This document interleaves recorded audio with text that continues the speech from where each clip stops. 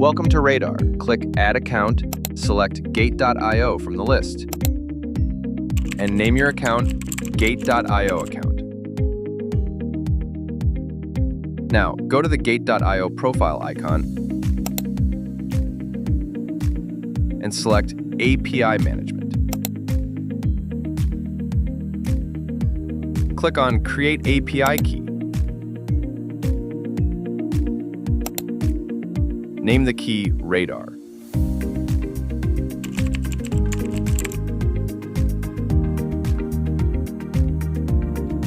And in the permissions section, make sure to mark all options as read only. Next, acknowledge the risk reminder pop-up and click I accept. After completing the 3-step verification, including your fund password,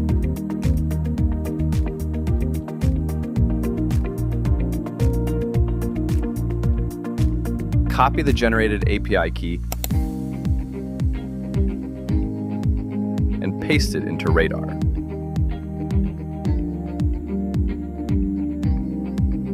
Copy the secret key,